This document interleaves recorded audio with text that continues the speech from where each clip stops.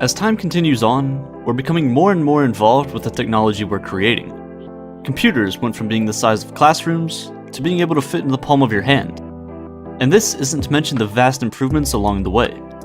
Your phone is a computer millions of times faster than the ones that we used to put humans on the moon.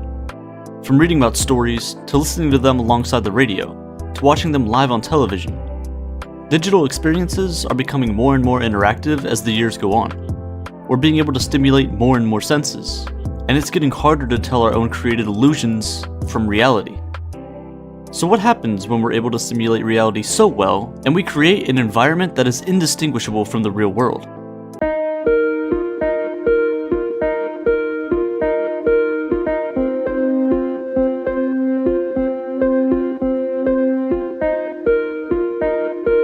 It's like a relatively new idea, but it actually goes back pretty far. Let's go back to 1950. Morton Heilig was a cinematographer, but his mind reached further than just film. He wanted more. He wanted to stimulate not only your eyes and ears with entertainment, but all of your senses at once. An experienced theater, he called it. This would be able to stimulate not only your 5 main senses, but also other sensory inputs, such as your sense of balance. This device would be able to stimulate multiple senses while also immersing you in a story at the same time. He began creating and sketching out prototypes. He created a one-of-a-kind camera to record the short films that would go on to become the main pieces of his creation. And over the course of a decade, his idea would come to life. In 1957, the Sensorama was born. It looks like nothing more than just an arcade game, but it's much more than that. It's a reality simulator. It has 3D visuals, but this is just the start. It also contains the smells of each film played on screen, stereo sound to encompass the entire environment around, seat vibrations, and even had a way of simulating wind to sell the entire illusion of reality. Later, in 1969, the real experience theater came to life. Imagine the Sensorama, but for a larger audience, an actual real theater.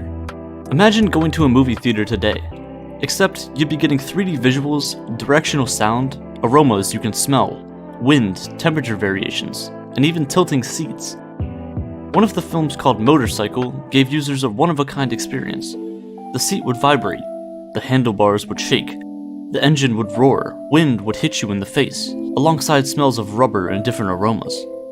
It was a first-person experience, so it really felt as if you were driving the entire time. People realized what was possible, and that this was just the beginning, and thus the world of virtual reality began to bloom. Although we hear about it pretty often now, most people still don't exactly know what VR actually is. Think of virtual reality as a portal into any world that we can create, a simulated reality. Any world we can deeply model and generate using computers could also be made to be explored by us humans.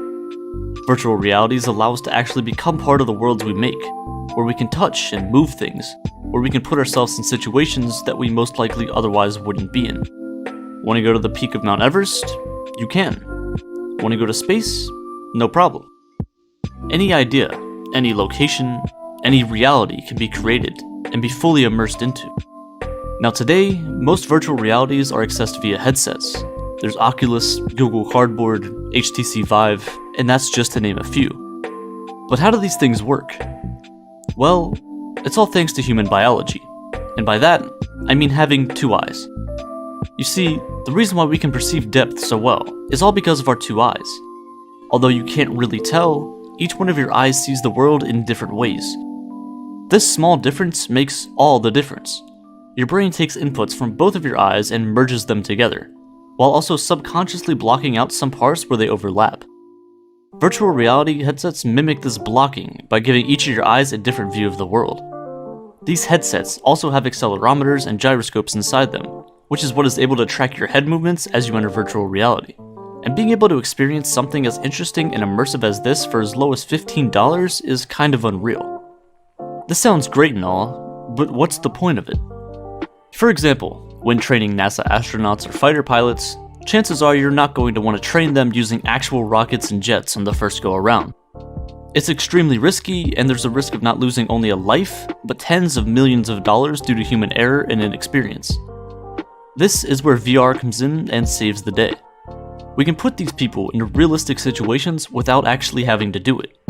We can train astronauts, pilots, surgeons, and others to help hone their crafts without having to suffer the drastic consequences of failure.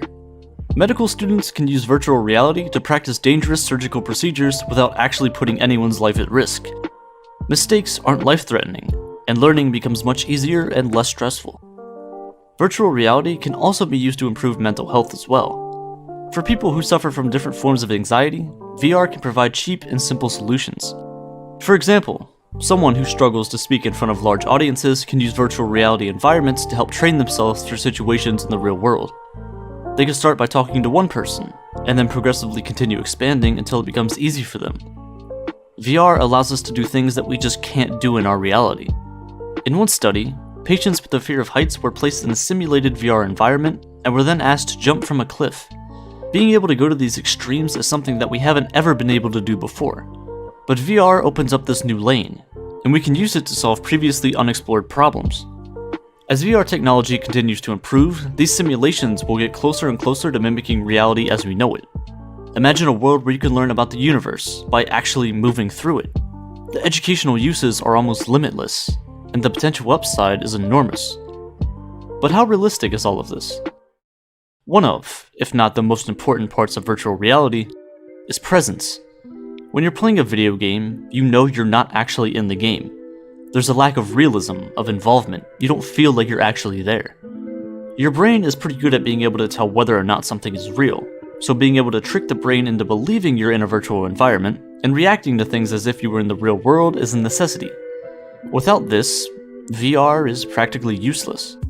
When interacting with objects in the real world, we can feel their texture, we can hear the noises they make, we can see them change and take shape. In order to create a fully immersive environment, we need to account for all of this. If anything at all is even slightly out of the ordinary, we will be able to tell.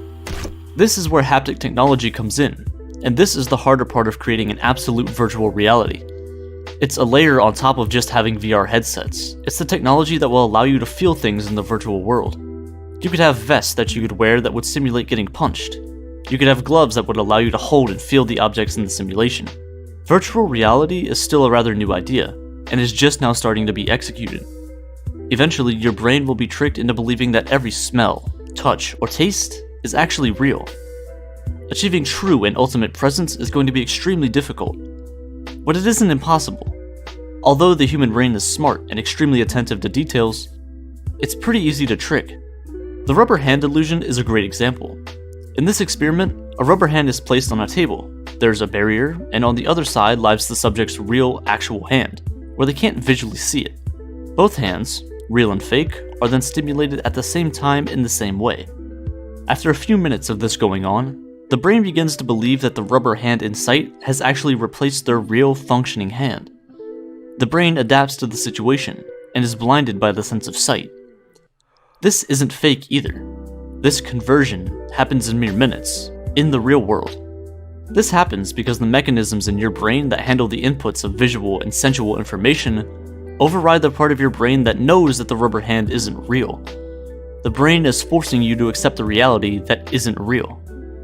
This is the kind of effect that advanced virtual reality will have on not only one part of you, but your entire body at once. That is the key. If you were to wake up in this VR world, would you be able to tell that you aren't in a dream? Dreams, though, are different.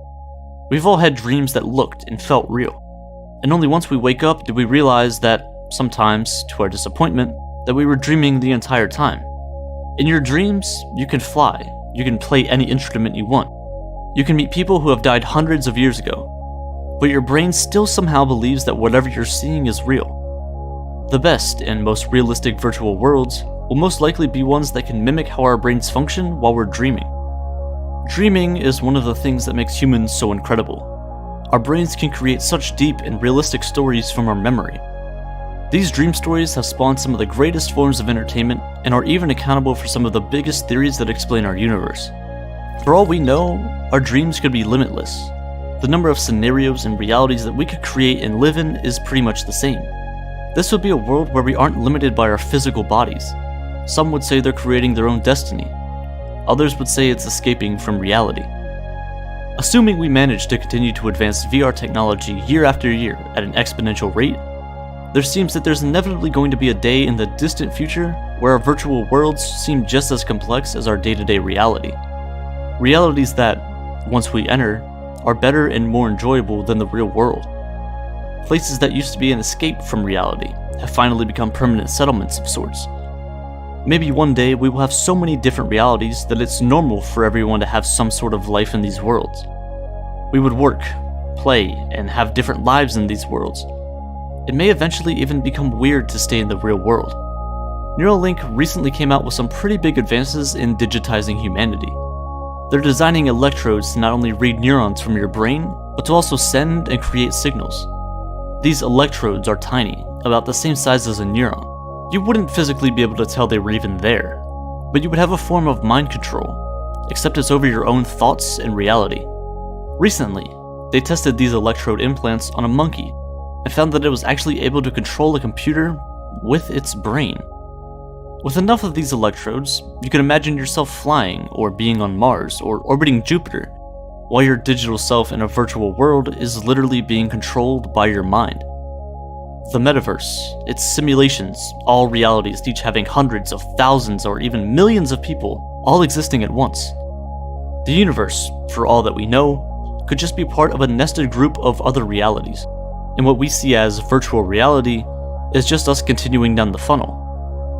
Reality is where we are the creators, not the created. If we're able to build these places and fully immerse ourselves to where we can't tell that we're in a simulated reality, we just might find out that we aren't going back.